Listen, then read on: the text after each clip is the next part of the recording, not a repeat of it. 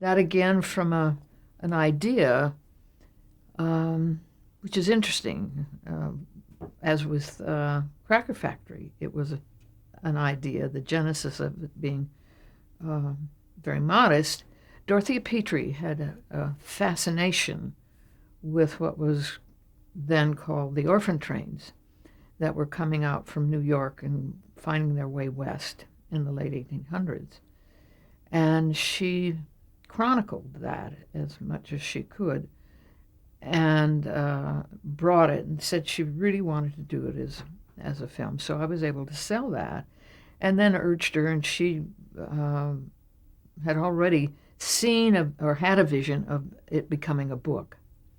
And she had a co author with her, and the book indeed was published and did very well. And that was after, it was really concurrent with the film, because she pretty much had it laid out in its progression. She had the characters, which she fictionalized, and it was an ambitious film. It was really an ambitious film. But I think I reflected on this in the first part, that Roger Gimbel was really a visionary, and he had this sense of largesse, and he was undaunted by limitations. And this was, how do you get a train? Where do you find a train of the period? Where do you, how, all those questions. But we had a wonderful production manager, Bob Huddleston, and the great, now legendary Jan Scott, who herself, as a digression, it was a train buff. I mean, she knew everything about trains that there was to know. So she salivated at the opportunity of doing this. We ended up doing it in South Dakota. And somehow, there out of the hills came this miracle of this perfect train.